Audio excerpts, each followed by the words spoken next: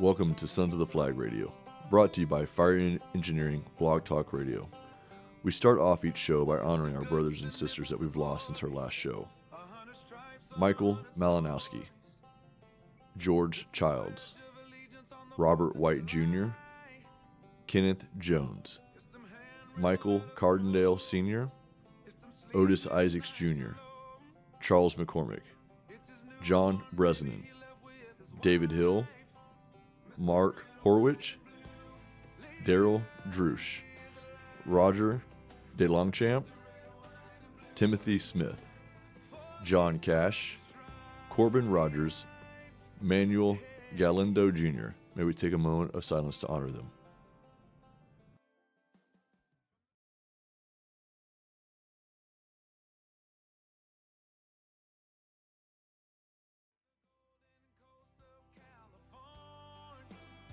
On our last episode, we had conversations with our original Sons of the Flag Task Force member, Lieutenant Greg Turnell of the Washington, D.C. Fire Department. If you would like to listen to this episode or any other episode, then log on to Fire Engineering Blog Talk Radio and look up Sons of the Flag. Be sure to look up and follow Sons of the Flag on all social media by typing in @Sons of the Flag. You can also log on to our website at www.sonsoftheflag.org for more information about who we are and any of our upcoming events. Additionally, through the end of the year, we are running an H1 Hummer sweepstakes that has been customized by Rad Rides, and you can join the sweepstakes by logging on to www.sonsoftheflag.org/Hummer. $20 will get you registered for one chance to win, or $100 for 6 chances to win, with all proceeds going to Sons of the Flag. A special thank you goes out to Ryan Appleman for donating the H1 Hummer for the sweepstakes. On tonight's episode, we sit down with special guest Brendan Donut McDonough, who is a member of the Granite Mountain Hotshots. On June 30th, 2013, while McDonough, or Donut as he's been dubbed by his crew, served as lookout, they confronted a freak 3,000-degree inferno in nearby Yarnell, Arizona. The relentless firestorm ultimately trapped his Hotshot brothers, tragically killing all 19 of them within minutes. Nationwide, it was the greatest loss of firefighter lives since the 9/11 attacks. I will now turn this conversation over to our National Task Force Director, Chad Gruver. Thank you for listening to Sons of the Flag Radio. We're here in Portland today, and this morning we just finished the first morning of the Firemanship Conference and listened to some great speakers. I'm sitting in the room with me right now is Brendan McDonough from the Granite Mountain Hotshots and Devin Barnhart from the Colorado Fort Collins Fire Department, Task Force member of Sons of the Flag. So we listened to it. Guys, y'all both did great job speaking today. So much good stuff came out. Brendan, welcome. Thanks, Will. I appreciate it. It was just a huge eye-opener to sit in this conference today, and been speaking at a few of them for quite a few years now, and we're seeing this cultural shift within mental health that's becoming such a huge topic, but also still one of those silent killers, unfortunately. But it's so encouraging to know that there's people out there that are willing to listen and just kind of hear personal stories like Devin and mine, just to be able to share with them the struggles we've been through and really just give them an insight of, hey, there is a way and there is hope. And so it's just been a huge honor to be a part of this day one opener. Absolutely. For those of y'all that don't know, Donut, I'm going to call him that for the rest of the day because it's easier for me. I'll mess up and call him Brandon by accident. But Donut was the lone survivor of the Granite Mountain Hotshots in the Yarnell fire, correct? Yes, sir. Okay. That was in 2013. Yes, sir. Yep. Okay. Devin, welcome. We've heard your story before. Thanks. Yeah, it's a pleasure to be here. Truly an honor. Very excited to be with Sons of the Flag and look forward to our future. Actually, I never met Donut before today, so good to meet you. Yeah, likewise, brother. I'd have to say he's on point. Just from the little bit that I heard, I came in a little late this morning from Denver, but talking about the dark side of the job, I guess we'll say, and life itself. But people are recognizing that we need to focus on our mental health in order to be truly healthy and help cut down on those numbers. I mean, I don't know what the actual numbers are, but we have roughly 100 LODDs a year through fire fatalities or cardiac events or whatever you may call it. But then we're losing close to 300 a year due to suicide with EMS and first responders. And that's just crazy. We need to raise more awareness on that. And just real briefly, for those that don't know Devin, as a civilian, he was 23 years old, and he was burnt 70% of his body and lost three good friends to that fire. And through his rehab and through everything, somehow managed to become a firefighter. So he has overcome a little bit of adversity in his life. And, and when we thought about doing this, it was just going to be Donut and I. And then as I listened to both of their speeches, they said the same things. They were saying the same message. And, this one's not going to deal about burns, but we're going to talk about some mental health. And I'm not the expert on it, but I just wanted to give them a chance to share their story. Either way.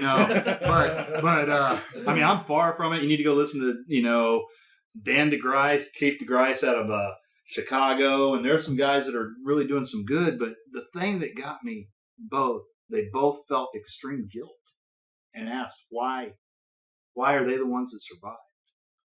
I think that survivor's guilt plays such a huge role in the trauma and PTSD that I suffered from. And so often those who are left to survive are left asking the question, why? Why wasn't it me? Why wasn't I there? Why couldn't someone else have lived? And it takes so much healing and so much work to get to that point of understanding and answering those questions, and then coming to just the acceptance of I may not have those answers while I'm on this earth. And it was probably one of the biggest things that I got hung up with, and the thing that kept me up at night, and just watching my brothers and their families grow without the father, the kids that were impacted by this, the aunts, uncles, moms, dads, wives, brothers and sisters. You just see this huge ripple effect that isn't just for that moment, or isn't just for the years that people remember it, but for the rest of their life. And just the other day, I seen one of the sons did a video kind of on his testimony and where he's at today, and he's in middle school now, and he was talking about his faith in God. And it was just so reassuring to me to know that they're healing as well. And it was just an inspiration to see that this young man is finding what's important, and that's taking care of himself and being a part of his family and remembering his father in such great light of what he sacrificed and what he gave. So you have to continue just to push yourself and not be done. So many times that tragedy for so many is, as I like to say, the finish line, and that's where we start. We don't have to sit in that pain. We don't have to be there forever, but it can be tough. So just to try and find those words of encouragement to give to let people know, like, there's other people that are in this fight with you. In your book, and when I read your book I was on the plane, and I knew the story. I've seen the movie, and yet I'm still crying because it just hit home. Because here you were, and we don't need to go into it. You overcame a lot to just become one of these guys, and this was your only family. And I'm not trying to punch you in the junk here. I'm really not. This was your first real. You said in the book, this is your first real family I ever had. Eric was the one that was your father figure. Yeah, I had so many influential men in my life and guiding me on what it was to be not just a good firefighter, but a good father and a good person in the community. And that put me on a trajectory to change my life completely around from what I was before. And you said you felt like you owed it to them. Like when you didn't want to go to your house, you wanted to go where the families were. And you've been telling your brother's story for the last 8 years. Yeah, 7 years. Yeah. 8 years now. And that ended up actually, you're doing it and you're being strong for them, but you're killing yourself on the inside. Yeah. The first handful of speeches I did were take a shot before, calm the nerves, and then drink after to go to sleep. And then it just continued to increase. And the conversations I was having was about self-care, but I wasn't doing it for me. And so it just came to a point in time and place where I needed to walk the walk, and so I started getting in counseling and started getting help and started seeing the value of dealing with these issues, and then the relief that came. I'd go to a few therapy sessions, I'd get a good night rest, good night's sleep, and I'd be like, okay, there's something to this. I'm not the smartest tool in the shed, but I figured out, okay, if I keep going to this therapy thing, EMDR, something positive is going to continue to come out of it. So I did it for 9 months. By the end of it, was medication-free, nightmare-free. I've had maybe a panic attack in the last 3 years. Sober 3 years this St. Patty's Day. So much beauty came out of that tragedy on so many different levels of myself, my family, the other families. And it's just been a ripple effect that, I want to carry forward. That's their legacy, is not only what they changed in my life beforehand, but where I am at today. Absolutely. Devin? Holy crap. I have nothing to add. It's really crazy how very similar our stories are. I can repeat everything he just said. That is my story. And like you hit it spot on when you said, you're a motivational speaker, right? You're telling your story, and people that are having a hard time are getting something from it. But you're not okay inside. It's a front. And I completely understand that. I mean, I truly think I'm a happy person right now, but it's taken me a long time to get here. Before that, I just appeared happy. It was easier to smile and laugh and have fun and not worry about it. And then when I'm by myself, drinks on. Yeah, I think so often for men and women in our career, we put on the badge, we put on our gear, and it's go time. There is an internal switch that is flipped, that fight, flight, or freeze. And in that position, you can do one of three things. And obviously the career we chose to fight. Mm-hmm. And so people like ourselves, when we get up on stage, we're fighting. We're fighting for something. And then when we take off, we're running away from our feelings and emotions. And so for me, it was just such a calming piece to where I remember there's one engagement that I just kind of let it go. I let it loose on stage, and I was like, I'm here telling you to do these things, but here I am also suffering. I'm going to go back to my hotel room tonight. I'm going to have a few drinks because I need help getting to sleep. And someone told me, they said, if you want to be who God has destined you to be, then you have to change. You have to continue to evolve. I didn't want to let anybody down. And so it was like, okay, so either I can make a change in my life or let people down. And it was just a crossroads of, at the time, I didn't understand the complexity of how miserable I was in life. I thought I was doing just all right. But once I started getting help, it was tremendously different. And I continued to talk on that. And, day after day, one day at a time, just got, damn near to 3 years coming up pretty soon on sobriety. And so it's just a process that we haven't had enough conversations like this. Yeah. Same thing. A lot of therapy. EMDR did wonders for me. What is EMDR? So it's eye movement desensitization reorganization. Yeah, something like that. So basically, you hold a paddle in each hand, and they vibrate back and forth. Okay. So your left hand will vibrate, your right hand will vibrate. They can change the intensity of the vibration and the rate at which it goes. What they have you do is close your eyes, and they want you to go to a place, either in your present or your past, that you are collecting grief from. I realized I had had a lot of counseling through the events of my fire. Before I was allowed to leave the burn unit, I had to sign the suicide contract. And I had extensive counseling there to come to terms with what I had been through and that loss and the survivor's guilt. I realized it started to hit me later after I lost my father. I never received any counseling for that. Mm-hmm. So that's where EMDR took me. And when I went into it, I was like, this is bullshit. What kind of freaking witchcraft is this? This voodoo is not going to work.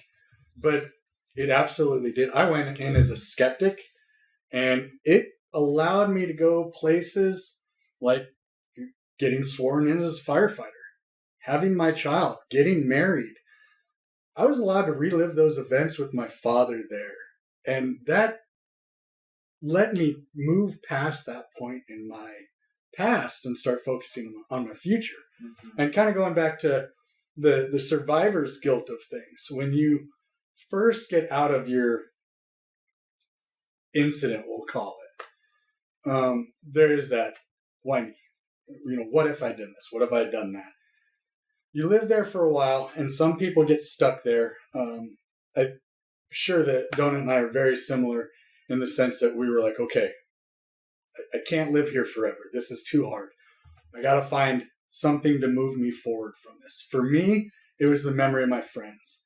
I had such a close connection to them. I was like, what would they want me to do? Like, would they want me to be wallowing in self-pity right now? Or would they want me to go live my life and enjoy it? So that was a big turning point for me, is kind of coming to that understanding. So then I said, okay, I'm going to do it for them. Well, then I figure out I want fire service. Well, now it really is about them. I swore an oath to the citizens.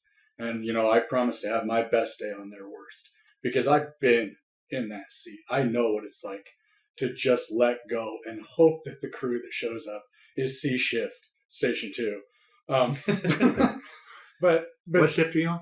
C shift. Okay. Yeah. That's station 2. That's station 2. Yeah. Uh-huh. So I made it about them. And then I have a wife and a child, and I try and make it all about them. And I realized I hadn't done anything for myself. I mean, yes, I was accomplishing these goals that I'd set for myself, but I wasn't focusing on my own health.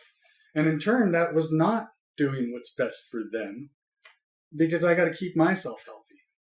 My kid wants me to stay around for a long time. My wife might, I don't know. I think she does. Yeah. I think it's so important to come back to that why question. And I feel like I've had some moment of clarity here. In the beginning, we always ask why. Why has this happened? Why not me?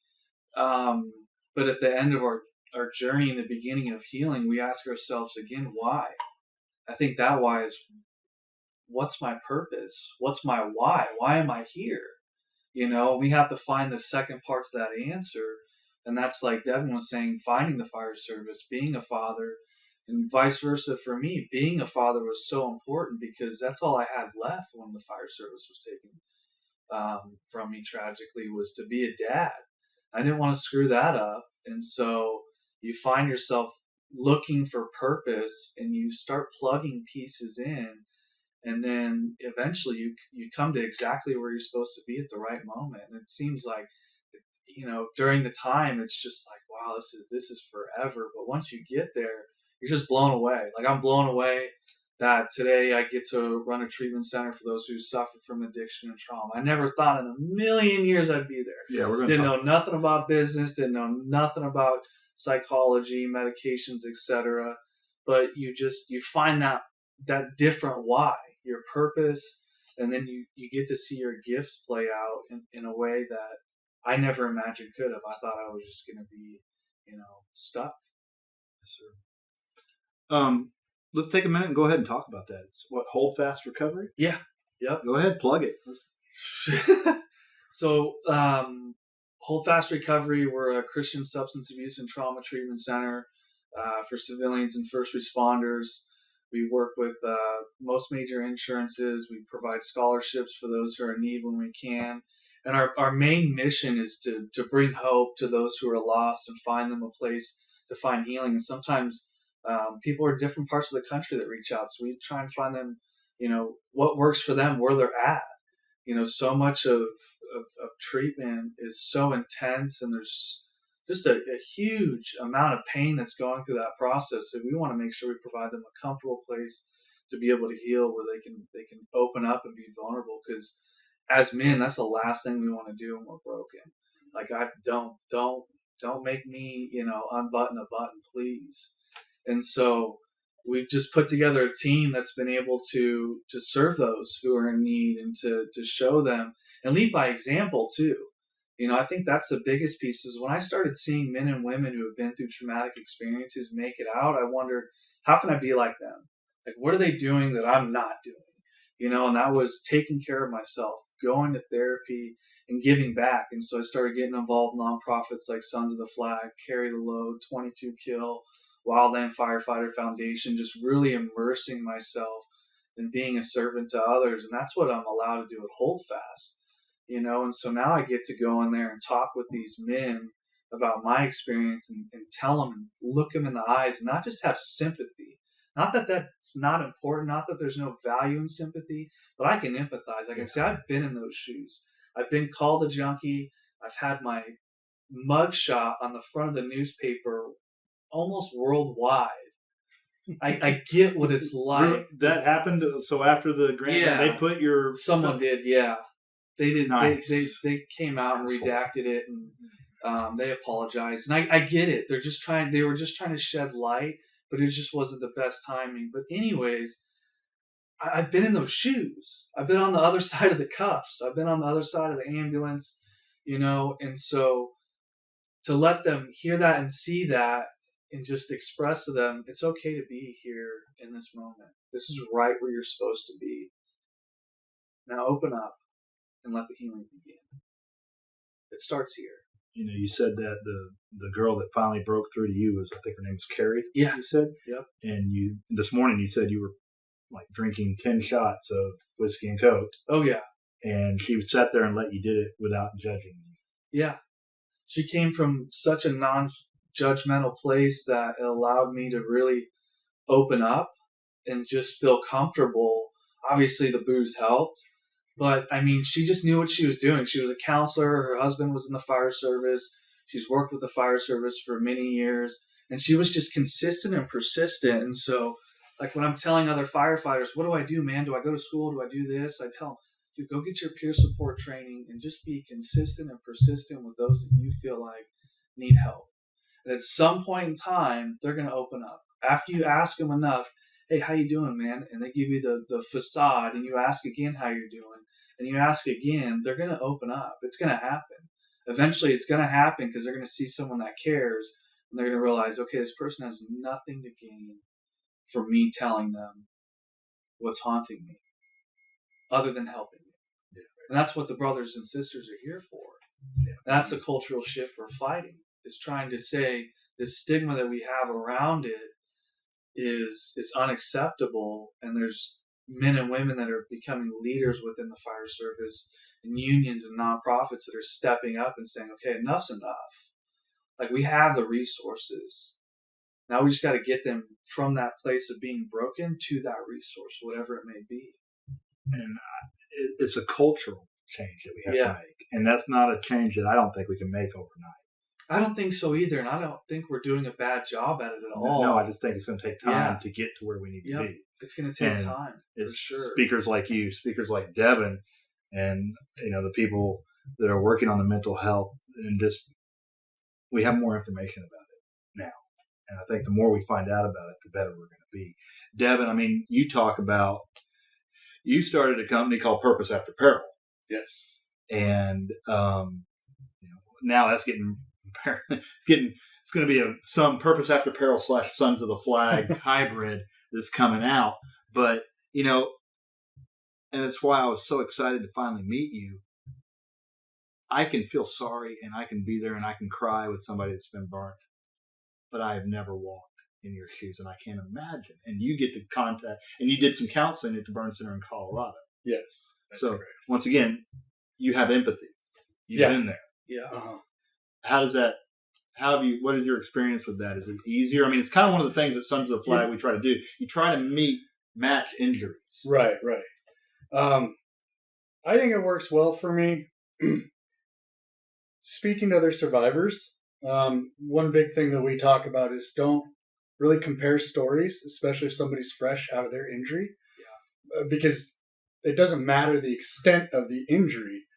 They're going to deal with it how they deal with it, and I'm going to deal with it how I deal with it. So really, I'm there just to support them, listen to their story. If they would like to tell me, they can. If not, they don't have to. for me, it was very healing to see other burn survivors, 10, 20 years out of their injuries, living full, healthy lives with little to no deficits. And if they do, they figured out a way around them. So just being able to be present and get in front of other survivors and say, don't put a limit on what you can do after your injury, mental or physical.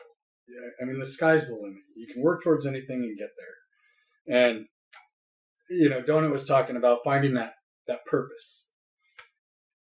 I've had that through family and the fire service, but sons came to me at just the right time because getting into the sobriety. I'm a year and a half sober now. Hell yeah. I mean, this is when I was very involved in the burn community after my injuries, but then I became very involved in becoming a firefighter because I want to be that top echelon of firefighter. I want to be the person you hope is showing up when your house is on fire. And I say that as a burn survivor, somebody that's been through that. Seconds count. I mean, there's no doubt about it. Seconds count. I kind of lost my train of thought there for a second. Where the hell was I going? You're just talking about that purpose. Oh, yes. I'm sorry. That's what Sons of the Flag is. Gee. I'm jet lagged. That's what it is. The Sons is that purpose for me to reconnect with the burn community again. I've established myself as a firefighter. I can continue growing. But now is my opportunity to start giving back to those that need it. And I'm so thankful that I met y'all and you're willing to bring me on board. That I'm willing to exploit you? Yes. Yeah. I think it's great that through tragedy, somehow we find ourselves right back at where we began, but with others. Yes. And like you said, it was so important. And I tell so many people, and I'm sure you do too, Devin, like pain is pain.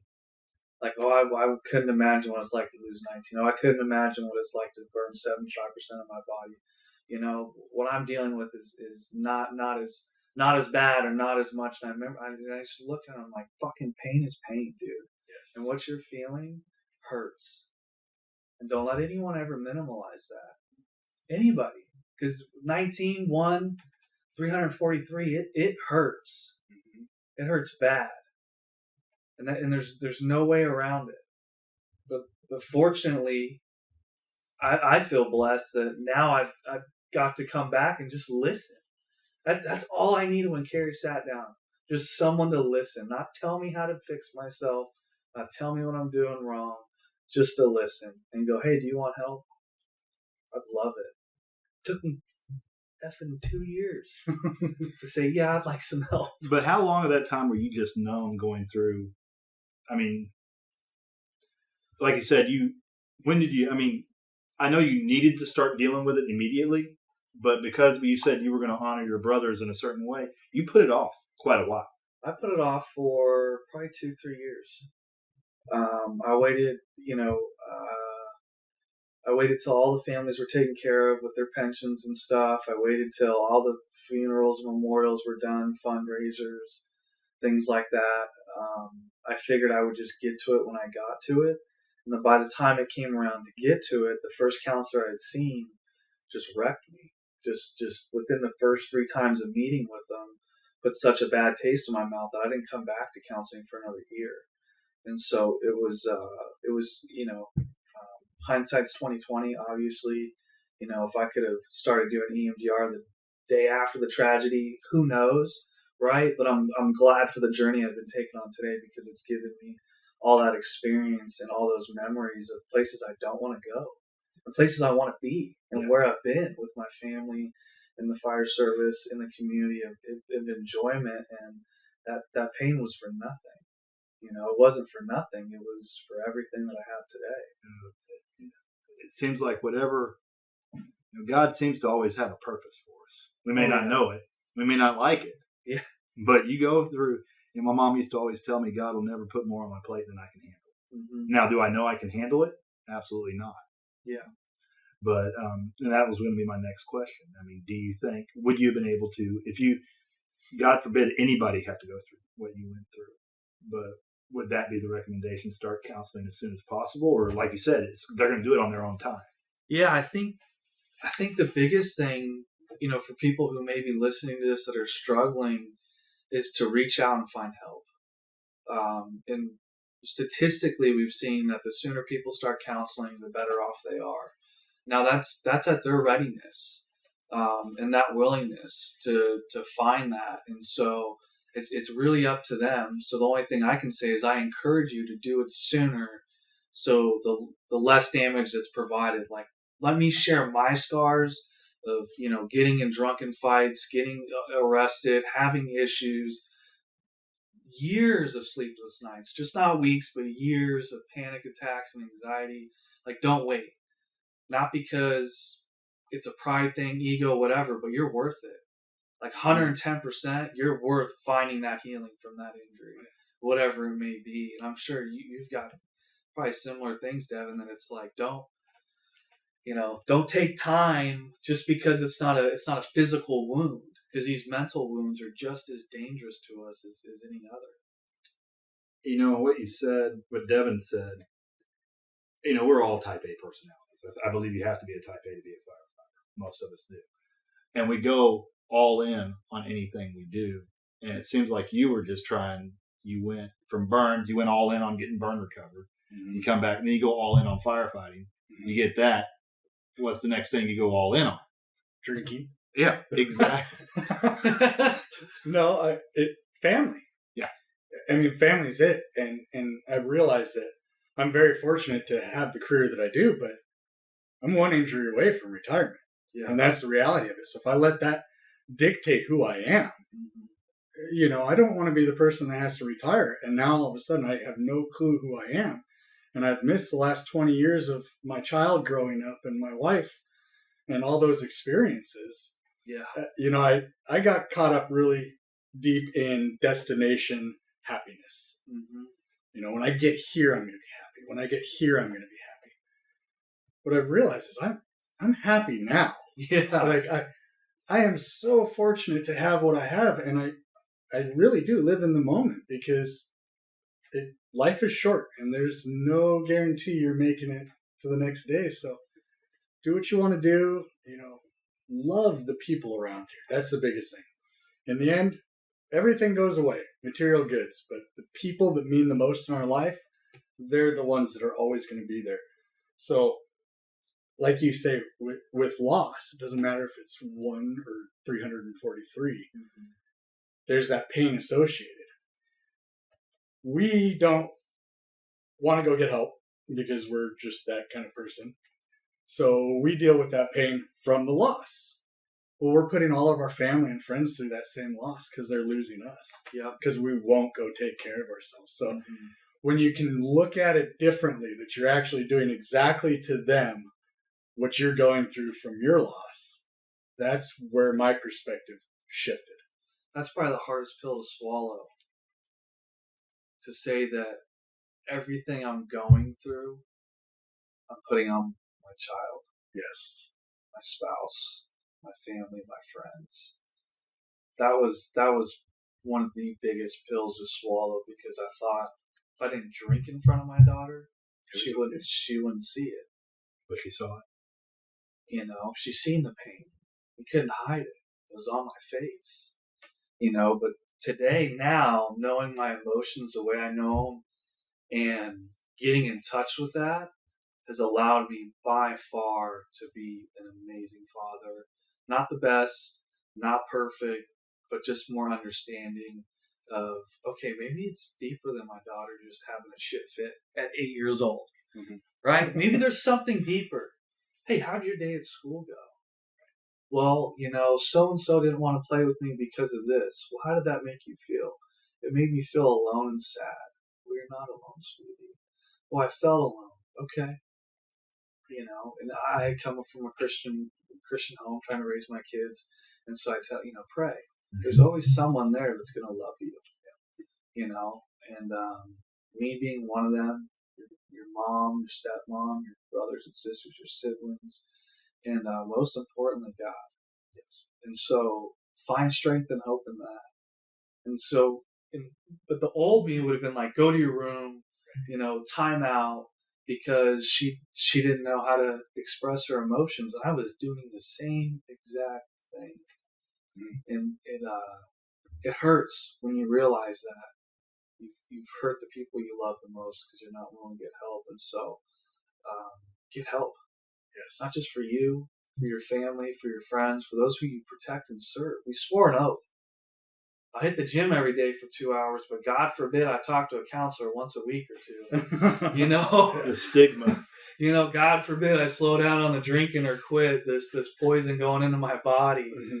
You know, and some have an issue with it, some don't. You know, it's really everyone's trauma and injuries are personalized to them.